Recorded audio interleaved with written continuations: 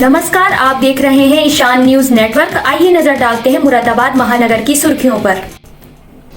मुरादाबाद जनपद में आयुष्मान कार्ड योजना के तहत जिले में सोमवार को 100 आयुष्मान कार्ड का वितरण किया गया है। आयुष्मान कार्ड मिलने के बाद लाभार्थियों के चेहरे खुशी से खिल उठे और वो अब आयुष्मान कार्ड दिखाकर कहीं भी मुफ्त उपचार ले सकते हैं। वहीं आयुष्मान कार्ड वितरण कार्यक्रम में मुख्य अतिथि पंचायती राज्य मंत्री भूपेंद्र सिंह, नगर विधायक रितेश गुप्ता और सीएमओ MC गर्ग रहे। मुख्य अतिथि पंचायती राज्य मंत्री भूपेंद्र सिंह ने और नगर विधायक रितेश गुप्ता ने लाभार्थियों को अपने हाथों से 10 आयुष्मान कार्ड का वितरण किया है। जो अंत्योदय कार्ड धारकों को आयुष्मान कार्ड स्वीकृत किए गए हैं, उनका माननीय मंत्री जी पंचायती राज जी की तरफ से और के कर कमलों से एवं विधायक जी श्री रितेश गुप्ता जी के कर कमलों से कार्ड वितरण किया गया और माननीय मंत्री जी, विधायक जी एवं सभी जनता ने पूरा कार्यक्रम मुख्यमंत्री जी का पूरी तन्मयता से देखा। विद्युत विभाग एवं नगर निगम द्वारा प्राचीन श्री राम लीला कमेटी पुराना 10वां घाट को विद्युत सप्लाई न दिए जाने के कारण श्री राम लीला कमेटी 10वां घाट ने आज भी रामलीला का मंचन न करने का ऐलान किया है। गौरतलब है कि कल भी रामलीला का मंचन नहीं किया गया और रामलीला के पात्रों एवं श्रद्धालुओं ने मंचन स्थल पर ही मोमबत्ती हाथ में लेकर धरना दिया था। ये पूरी घटना क्षेत्र में चर्चा का विषय बनी हुई है। 10वां घाट क्षेत्र सहित महानगर के श्रद्धालु इस पूरी घटना को लेकर अत्यंत ही रोष में हैं। देखिए कि नवरात्र चल रहे हैं, दशहरा भी है और एक समय था कि लोग कहते थे कि आजम खां नवरात्रों में विद्युत कटौती करा रहा है। क्या आज भी आजम खां की सरकार है? आज तो भाजपा की सरकार है, राम जायसे सरकार है, क्यों विद्युत कटौती हो रही है? तो ये पिछले सरकार ने, अखिलेश जी यादव जी की सरकार में ये सब पूरी व्यवस्था पूरी कर दी गई थी, प्लांट लगा दिए गए थे। आज ये सरकार उसको मेंटेन नहीं कर पा रही। बिजली की आपूर्ति दिखाने के आपूर्ति के नाम पर लोगों को बेवकूफ़ बनाया जा रहा है। आप कल का ही एक विस्तार देखिए, महानगर में सदियों पुरानी रामलीला, 70 साल पुरानी रामलीला, 10वें घाट की रामलीला को विद्युत नहीं मिल पा रही।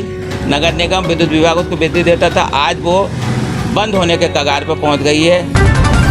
डेंगू का डंक महानगर के अंदर भी अपने पांव फैला रहा है। हालांकि स्वास्थ्य विभाग द्वारा शहर के अंदर डेंगू के ज्यादा मरीजों की संभावना होने से साफ इनकार कर दिया गया है। ये और बात है कि केवल महानगर में डेंगू का दायरा बढ़ता जा रहा है। डेंगू के मरीजों की संख्या बढ़कर लगभग 200 के करीब पहुंच गई है। महानगर के नवाबपुरा क्षेत्र के घोड़ा मंदिर इलाके में बहुत बड़ी संख्या में लोगों के बुखार में पड़े होने की खबर है। तमाम लोगों द्वारा घर के अंदर ही झोला छाप डॉक्टरों से इलाज कराया जा रहा है। कुछ लोगों द्वारा निजी लैब से अपनी रिपोर्ट कराई गई है, जिसमें प्लेटलेट्स अत्यधिक कम होने की बात सामने आ रही है। आशंका है कि इलाके में बहुत बड़ी संख्या में परिवारों को अपनी चपेट में ले चुका है ये बुखार डेंगू हो सकता है।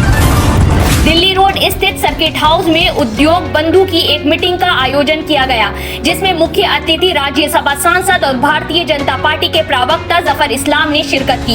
इस मौके पर व्यापारियों ने अपनी अनेक समस्याएं मुख्य अतिथि के समक्ष रखी। तो वहीं मुख्य अतिथि जफर इस्लाम ने व्यापारियों को भरोसा दिलाया कि उनकी समस्याओं का जल्द ही निराकरण कर दिया जाएगा। इस मौके पर संजय ढाका, अजय गुप्ता, मयंक अग्रवाल, हरिराज सिंह आदि मौजूद रहे। कि हमारी सरकार जो है पूरे तौर से कमिटेड है कि छोटे छोटे जितने व्यापारी हैं उनकी जो भी समस्याएं हैं उनका समाधान निकालना हमारा कर्तव्य है। ऐसे में जब उनसे रूबरू होकर उनकी समस्याओं को समझने की कोशिश करते हैं और समाधान उनका सरकार निकालती भी है। पिछले कुछ महीनों से जब से हमें ये रिस्पॉन्सिबिलिटी, हमारा दायित्व दिया गया है, बनाया गया है कि हम लोगों से दरमियान जाए, उनसे समझे, उनकी तकलीफ़ों को समझे, उनके जो प्रॉब्लम आ रही है उसको समझे और उसका जो है सरकारी निज़ाम से जो जेन्युइन डिमांड है उसको पूरा कैसे पूर्ति की जाए उसकी कोशिश करें। काफ़ी हद तक बहुत सारे सॉल्यूशंस निकाले जा चुके हैं, बहुत सारे उनकी तकलीफ़ों को दूर किया जा चुका है।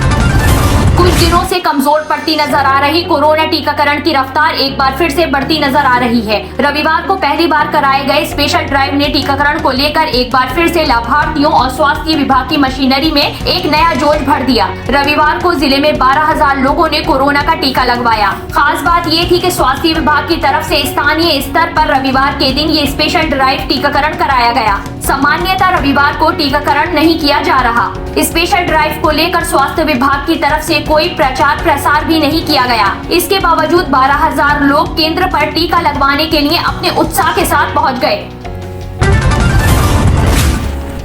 समाजवादी आंदोलन के महानायक लोकनायक जयप्रकाश नारायण जी की जयंती पर आज समाजवादी पार्टी कार्यालय पर उनके चित्र पर पुष्पांजलि अर्पित करते हुए जिला अध्यक्ष डीपी यादव ने कहा, आजादी के आंदोलन से हमें ऐसे बहुत से नेता मिले जिनके प्रयासों के कारण ही ये देश आज तक टिका हुआ है और उनकी समस्त उपलब्धियां उन्हीं नेताओं की दूरदृष्टि और त्याग का नतीजा है। ऐसे ही नेताओं में जीवन भर संघर्ष करने वाले और इसी संघर्ष की आग में तपकर कुंदन की तरह दमकते हुए समाज के सामने आदर्श बन जाने वाले प्रेरणा स्रोत थे। गोष्ठी में जिला अध्यक्ष डीपी यादव, गुलजार अहमद, लुकमान खान, जिगरी मलिक आदि लोग मौजूद थे। लोक नारायण जयप्रकाश नारायण जी देश के ऐसे अहिंसावादी और क्रांतिकारी नेता हैं, उनको आज नमन किया गया पार्टी ऑफिस में, उनको याद किया गया है, उन पर फूलमालाएं चढ़ाई गई हैं और आज ऐसे नेताओं की आवश्यकता है देश में। जैसे जयप्रकाश नारायण जी ने 77 की क्रांति लाए थे और इंदिरा गांधी जैसी मजबूत और शक्तिशाली महिला को, उसकी शक्तिशाली सरकार को और उसकी जनविरोधी सरकार को जयप्रकाश नारायण जी जैसे लोगों ने उखाड़ फेंकने का काम किया है। इसी तरह से आज हमारी पार्टी जयप्रकाश जी को नमन करती है। भगतपुर में अखिल भारतीय प्रधान संगठन के राष्ट्रीय अध्यक्ष जितेंद्र चौधरी का ब्लॉक के प्रधानों ने फूलमाला पहनाकर जोरदार स्वागत किया। भगतपुर ब्लॉक के सभागार में आज प्रधान संगठन ने ब्लॉक के सभी प्रधानों को एकत्रित कर एक मीटिंग का आयोजन किया, जिसका संचालन सतीश कुमार ने किया और अध्यक्षता अखिल भारतीय प्रधान संगठन के राष्ट्रीय अध्यक्ष जितेंद्र चौधरी ने की। मुख्य अतिथि के रूप में ब्लॉक प्रमुख संतोष सिंह रहे। इस अवसर पर अखिल भारतीय प्रधान संगठन के राष्ट्रीय अध्यक्ष जितेंद्र चौधरी ने कहा कि पंचायत एक्ट के तहत सरकार प्रधानों को आवश्यक सुविधाएं उपलब्ध नहीं करा रही है। भारत गांवों का देश है। भारत को सशक्त तभी बनाया जा सकता है जब भारत की ग्रामीण व्यवस्था में दिए गए संवैधानिक अधिकारों को लागू किया जाए। देखिए, भारत गांव का देश है और भारत को सशक्त तभी बनाया जा सकता है जब भारत की जो ग्रामीण व्यवस्था है,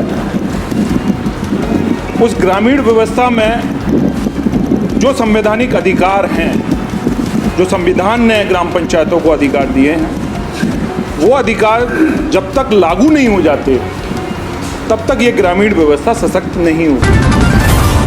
भाजपा द्वारा मंडल स्तर से 20 साल बेमिसाल में प्रधानमंत्री के नाम पोस्ट कार्ड भेजने का सिलसिला जारी है। जिले से 20,000 पोस्ट कार्ड पर संदेश लिखकर भेजने का लक्ष्य है। प्रधानमंत्री के जनप्रतिनिधि के रूप में 20 साल पूरे करने के मौके पर ये पोस्ट कार्ड भेजे जा रहे हैं। जिले में 1543 बूथों में 1493 गठित हो चुके हैं। जिले में 19,188 पन्ना प्रमुख बनाए गए हैं। इस बार भाजपा 350 सीटों के लक्ष्य के साथ मैदान में है। इसे पूरा करने के लिए संगठन जुटा हुआ है। इसके अलावा पीएम के 20 साल बेमिसाल कार्यक्रम के दौरान भी संपर्क किया जा रहा है। निचले स्तर से संपर्क साध कर योजनाओं की जानकारी लोगों को दी जा रही है। प्रदेश की योगी और देश में मोदी सरकार के काम गिनाए जा रहे हैं। समाजवादी मजदूर सभा के महानगर अध्यक्ष सरताज सैफी ने चक्कर की मिलक मुरादाबाद में रहने वाले सपा नेता नूर हसन को सपा मजदूर सभा ने महानगर सचिव के पद पर मनोनीत किया है। 10 अक्टूबर की रात को पुराने आरटीओ ऑफिस के पास मुकर्रब क्षेत्र में आयोजित एक कार्यक्रम में सरताज सैफी ने नूर हसन को मनोनीत करने का ऐलान किया। इस अवसर पर समाजवादी पार्टी के नेताओं में फिरासत हुसैन गामा, यूसुफ खलीफा, यास्मीन सैफी, कुलदीप तोराहा क्षेत्र के गणमान्य व समाजवादी के नेता मौजूद रहे। जिले में कटाई देर से शुरू होने की वजह से धान खरीद की गति बेहद धीमी है। 10 दिन में सिर्फ एक ही किसान धान बेचने के लिए क्रय केंद्र पर पहुंचा। जैसे जैसे धान खरीद का खाता तो खुल गया, लेकिन अभी किसान धान बेचने क्रय केंद्रों पर नहीं पहुंच रहे हैं। इस बार कृषि उत्पादन मंडी समिति में ही 4 धान क्रय केंद्र खोले गए हैं। 5 अक्टूबर को कृषि उत्पादन मंडी समिति के क्रय केंद्र पर किसान छोटे लाल ने 39 क्विंटल 60 किलो धान की बिक्री की है। इसके बाद से किसी क्रय केंद्र पर कोई किसान धान बेचने के लिए नहीं पहुंचा है। लेटेस्ट न्यूज अपडेट जानने के लिए सब्सक्राइब करें हमारा चैनल ईशान न्यूज नेटवर्क और हाँ, बेल आइकन दबाना मत भूलिएगा।